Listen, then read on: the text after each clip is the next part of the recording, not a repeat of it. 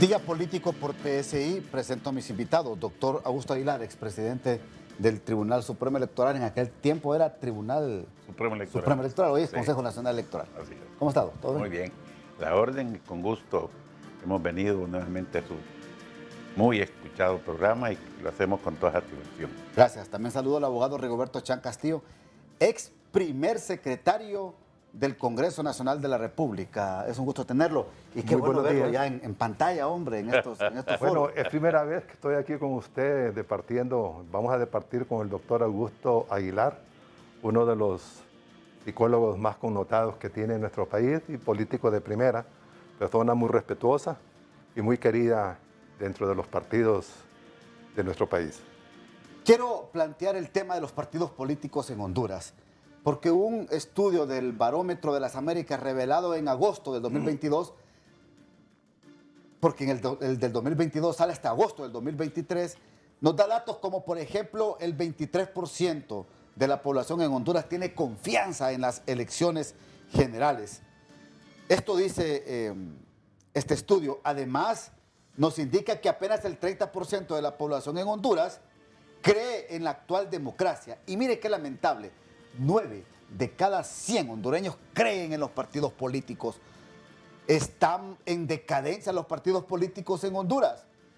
Está en sala de emergencia los partidos políticos y la democracia en el país. Son inquietudes que le formulo desde ya a mis invitados y comienzo con usted, abogado Rigoberto Chan Castillo. Sí, gracias. Muy buenos días. Fíjate algo muy importante antes de referirme a su interrogante.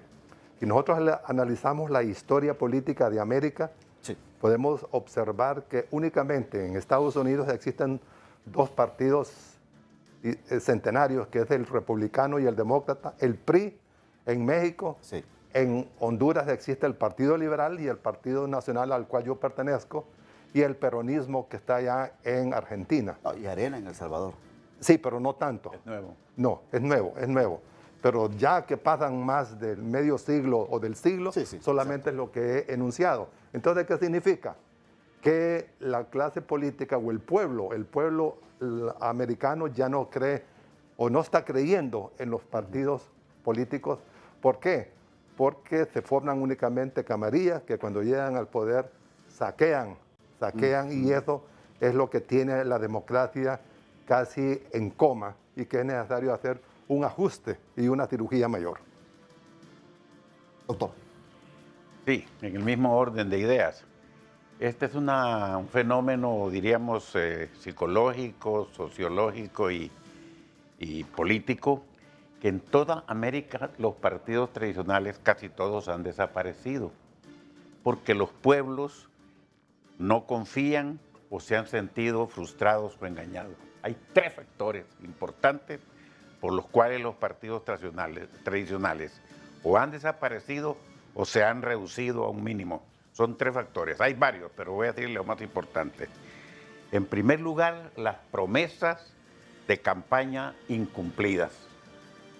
Entonces los pueblos se sienten engañados. Dos, el nepotismo. Y en tercer lugar podemos mencionar la corrupción que se ha dado en todos los países, en unos más que otros. De tal manera que ahí surgen los nuevos partidos y eso ha permitido fraccionar la ciudadanía y se han organizado y fundado diversos partidos políticos y por eso ha entrado en moda desde hace unos 30 años la segunda vuelta en casi todos los países de América Latina. Ahora, hay algunos expertos que hasta aseguran, abogado Rigoberto Chan Castillo y doctor Aguilar, que las elecciones son como una cortina de humo, porque los partidos políticos, los líderes, siempre utilizan bajo la mesa o cuartos oscuros negociar cuotas de poder, puestos en instituciones públicas que se reparten, como pasó con la Corte Suprema de Justicia, como ya tienen contemplado va a pasar con el Ministerio Público, como se contempla va a pasar con el Tribunal Superior de Cuentas y otras instituciones, y esto decepciona a los hondureños. ¿Cómo lo ve? Bueno, eso es lamentable que se dé, pero sin embargo, esa es la realidad en que estamos viviendo nosotros en Honduras y en muchos países de América.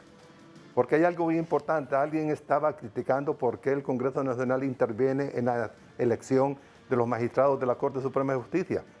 Porque el Congreso es un ente eminentemente político, pero hay algo muy importante. Si en Estados Unidos y en otros países quien nomina los magistrados de la Corte Suprema de Justicia de los Estados Unidos, que es de manera vitalicia, es el presidente, correcto, ante el Senado, y el Senado es quien los examina y determina si estos son nombrados o no. Entonces, ¿por qué nos vamos a asustar? Lo malo es que cuando hay convenios o arreglos entre los partidos, estos arreglos se hacen únicamente poniendo las personas que no son idóneas para que los represente, y no solamente eso, sino que instalan ciudadanos o ciudadanas que definitivamente han tenido muchos problemas, inclusive problemas de carácter de corrupción, o que han estado con ciertos sectores que no son muy transparentes en nuestro país. Ahora, lo que preocupa, doctor Aguilar, usted Sí. que también ha estado metido con esto de los organismos electorales, propulsor de reformas a la ley electoral, actualmente lo sigue haciendo el doctor Augusto Aguilar, es preocupante perder esa percepción de confianza de los hondureños hacia procesos democráticos, porque esto nos garantiza democracia y nos garantiza institucionalidad en Honduras. Claro, es que nosotros desde hace muchos años en Honduras han existido fraudes. Y aquí lo que podría decirse que ha sido grave es que ha habido impunidad. Dice que yo no recuerdo, tal vez el abogado se acuerda, que alguien haya ido preso por un delito electoral, cosa que en otros países, aquí nomás en Panamá, después de cada elección, 20, 30 o 100 personas que son sancionadas o van a la cárcel por delitos electorales. Entonces nosotros tenemos toda esa tradición. Mire, hay algo que le voy a decir importantísimo. Usted puede escuchar a cualquiera de los dirigentes políticos, de los candidatos presidenciales o cada diputados o alguien. Quieren miembros de mesa, no para que vayan a desempeñar el rol que les asigna la ley. ¿Cuál es la expresión más común?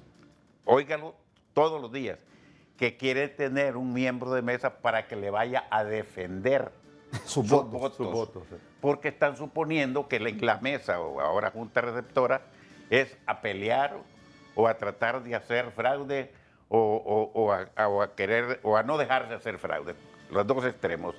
Entonces, como que si fuese una guerra en donde hay engaño, en donde hay trampas y donde hay, diríamos, un montón de malicias y de juegos nada apegados a la ley. Ese es el gran problema. Estas viejas prácticas, abogado Rigoberto Chan Castillo, son los que ponen en detrimento la participación de los partidos políticos en procesos electorales, porque acusan y se contraacusan de que quiere que el dirigente o el caudillo o el que manda en el partido quiere poner a estos diputados en determinados departamentos y que se distribuyen estos diputados.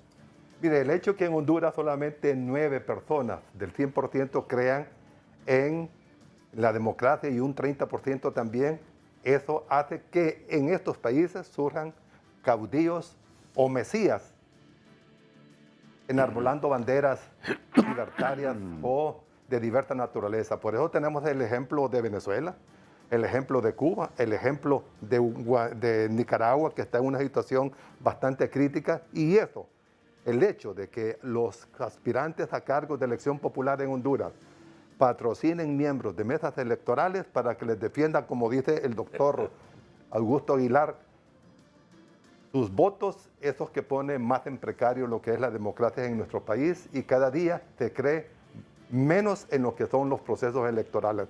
Algo debemos hacer al respecto. ¿Y qué debemos de hacer? Les consulto a ambos antes de irme a la pausa. Vea, el problema es de educación. En el fondo es un problema educativo.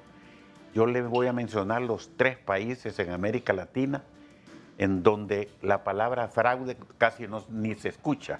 Le hablo de Chile, de Uruguay y de Costa Rica, en donde después de cada elección a las 10 de la noche están abrazándose, saludándose y felicitándose tanto los ganadores como los perdedores.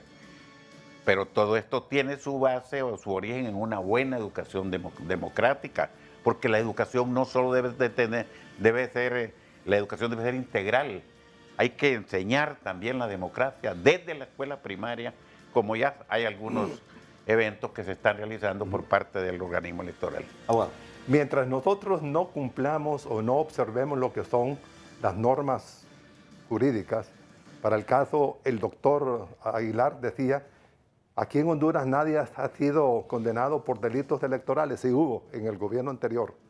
Hubo unos activistas que falsificaron actas y todo, estos fueron condenados. Como 2 o 3. Sí, 2 o 3 y fueron condenados a unos 4 años y todo. Pero como eso es escarcelable por la cantidad de años y todo, pero si nosotros fuéramos más estrictos en evitar el fraude que existe en muchos procesos electorales, Honduras estaría en mejor situación y no se daría la imposición de candidatos que a todas luces son impopulares y que tienen 6, 7 periodos de estar en el Congreso Nacional solamente a levantar la mano o a hacer grandes transacciones mercantiles.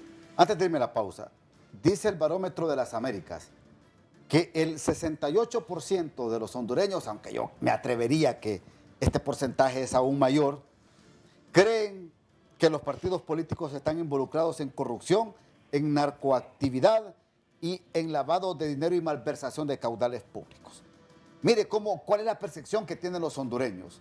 Y aún así, vamos cada 4 años a ejercer el sufragio, porque queremos esta democracia, hombre, y pretendemos que se den los cambios verdaderos. Pero antes, voy a la primera pausa para que sigamos hablando de este tema. Y los costos de debate.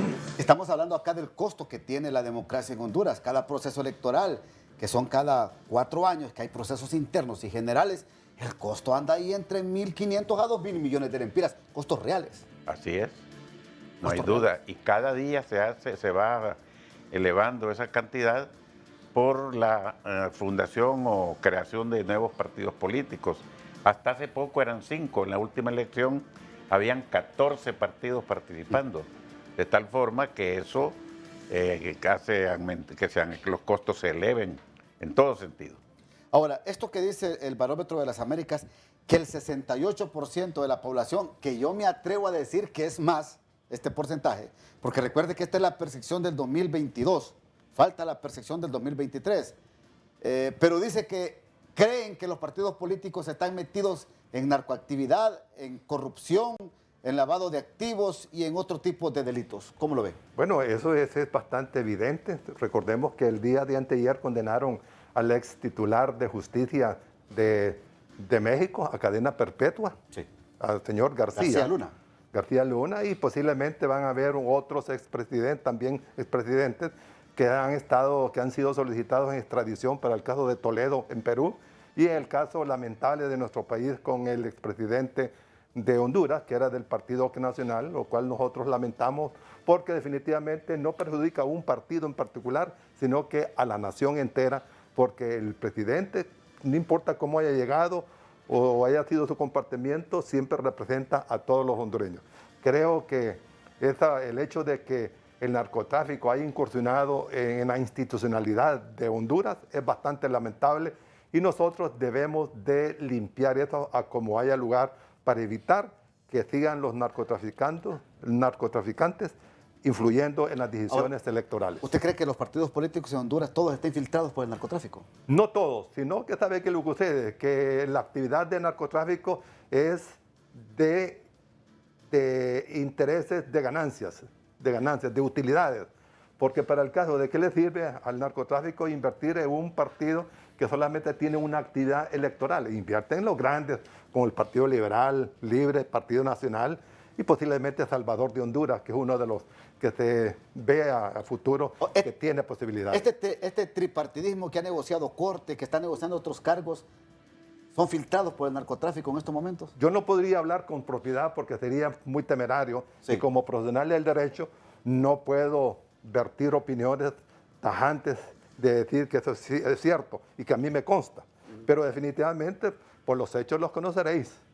Usted vea la cantidad de diputados y de secretarios de Estado que han sido asesinados, otros que están en los centros penitenciarios y no solamente del país sino que del exterior y que han sido condenados por actividad del narcotráfico y que eran líderes de los partidos que actualmente han realizado ciertas actividades en nuestro país. Ahora, dicen algunos expertos hemos pasado, dice, de gobiernos autoritarios, de gobiernos totalitarios, Sí.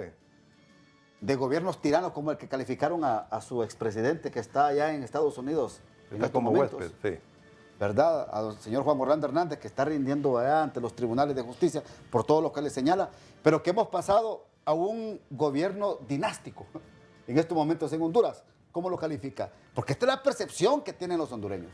Sí, vea, este fenómeno se llama actitudes.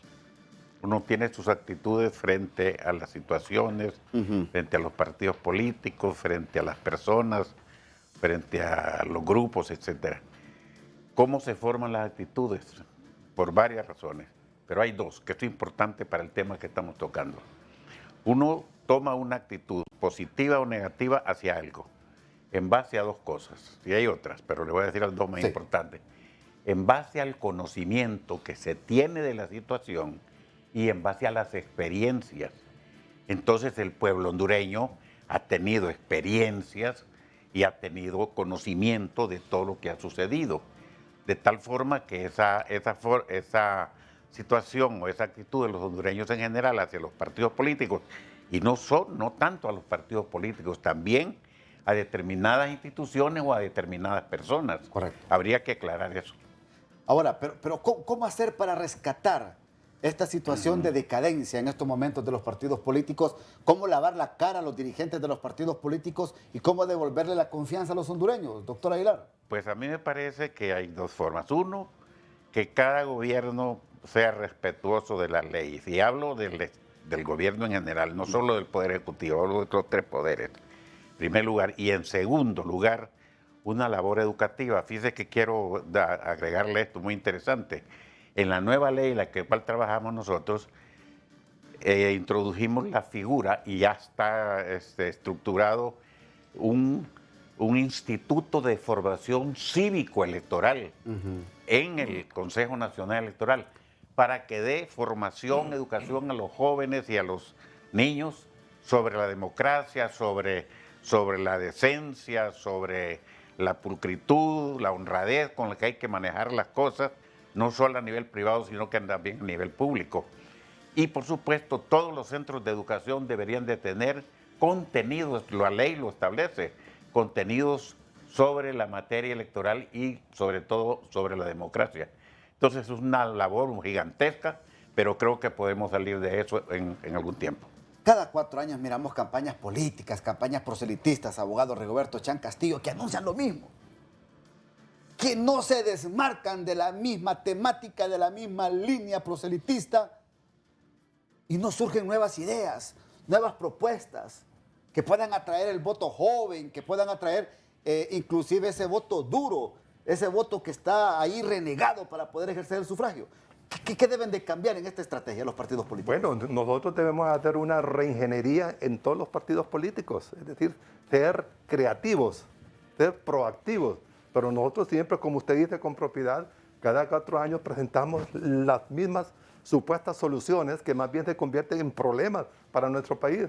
Yo considero que mientras nosotros no iniciemos a conciencia una transformación en los diversos partidos políticos de nuestro país, comenzando por la casa, por el hogar, no vamos a tener cambios sustanciales y la democracia como sistema de gobierno va a desaparecer de otros países y, como he dicho con propiedad, van a surgir regímenes de mesías y van a surgir también gobiernos que son dinásticos y eso es lamentable que suceda en el siglo XXI porque eso está desapareciendo. O sea, aún China, que es de los países donde el comunismo existe, pero se respeta el capitalismo, ya no lo toma en consideración porque considera de que eso sería retroceder al siglo XX y eso es lamentable. Voy a la segunda pausa. Ante la renuencia, tal vez no desprecio, pero esa inseguridad que reflejan ciertas caras en los partidos políticos hacia los hondureños que ya no creen en ellos, es la oportunidad de un outsider en Honduras. Lo analizo aquí con mis expertos, ya regresamos. Ante el cansancio de ver los mismos rostros, las mismas caras, escuchar las mismas voces, que más bien lo que hacen es una contaminación sónica al oído de los hondureños, porque es la misma retórica y las mismas palabras de siempre. Hombre, en Honduras es la oportunidad de un verdadero outsider. Definitivamente yo considero que sí se puede dar. Por eso yo consideraba que en la medida en que la democracia se agota, surgen los mesías. Y lo que usted está mencionando de un outsider, puede suceder que surja un joven ahí con una bandera de lucha, de transparencia, de decencia, como sucede allá aquí cerca, en El Salvador. Correcto. En El Salvador ha habido una transformación de 180 grados y él ha combatido la corrupción, ha combatido el narcotráfico, ha combatido también las maras, que en estos momentos El Salvador es el país más seguro de América, inclusive más que Canadá, que es una catástrofe, y Estados Unidos, que es una hecatombe. Sí, efectivamente. Ese es un fenómeno que se ha dado ya en varios países. El caso de El Salvador. Es un político joven que ya había estado en política porque fue alcalde de 2 veces, pero sin tener mayor relevancia que los otros candidatos anteriores de los otros partidos políticos. Está el caso también de Correa. Correa prácticamente sin experiencia, sin haber participado como candidato en algún cargo público, él se lanza a la presidencia y la alcanza. Y fíjese qué contradicción. Lo mismo sucedió en Perú. Fujimori fue un outsider, porque ya una vez en el poder se convirtió en otra cosa. Ya son las circunstancias que se dan en la vida política de los países. Y mire, amigos televidentes, si ustedes supieran la historia de la vida política de Fujimori, bueno, usted la conoce. Yo lo también. conozco muy bien. Un hombre que no tenía ninguna opción política, ningún partido Así político, es. y andaba en los buses y en los taxis y en las plazas públicas promoviendo su candidatura. Era profesor universitario. Sí. Era profesor universitario, llegó a ser decano de una de las facultades de ciencias agrícolas allá y todo. Y su hija Keiko Fujimori se va a convertir en presidente de Perú dentro de poco, porque esa señora tiene presencia siempre, tiene personalidad. Mire, han puesto de ejemplo aquí lo que está pasando en El Salvador. ¿Se acuerdan en los 80 cuando el presidente Napoleón Duarte, creo, fue presidente del Partido Demócrata Cristiano del Salvador, que tenía tendencia socialista? Así es. Luego llegó la full derecha con Cristiani, con Arena en la presidencia de la República. Luego Arena se fue y llegó el partido FMLN, de tendencia izquierdista. ¿Va? Hizo 2 periodos. Estuvo 2 periodos. Pero tampoco el pueblo salvadoreño se sintió a gusto con este gobierno. Ahora toma un outsider, ¿verdad?, que surgió del FMLN, aunque unos dicen que venía de Arena, pero convenció. Mire, en Honduras no podríamos descartar que aparezca un líder carismático, con visión de país y que sobre todo se enfoque en lo que realmente necesitamos. 15 segundos. Esto se va a dar si nosotros, si los partidos de nuestro país, los 15 que se inscribieron en las elecciones pasadas o los históricos, no hacen las transformaciones que el pueblo hondureño necesita. Necesitamos gente que sea transparente, que sea honesta, proba y que trabaje en beneficio del pueblo hondureño. 15 segundos. En los fenómenos políticos, sociales, es muy difícil hacer predicciones. Sin embargo, hay mucha esperanza de que estamos mejorando. Los cambios que se están produciendo en las diferentes áreas creo que nos van a hacer mejorar, y luego las experiencias negativas que hemos tenido nos van a servir para mejorar nuestro comportamiento a nivel general. Gracias, muy amable, doctor. Muy amable, abogado. Gracias. Esas ideas de quererse perpetuar en el poder tampoco no son muy buenas para la democracia. Claro, Hay que abrir la democracia, hombre, y darle participación a todos. Hasta aquí el programa. Buenas noches.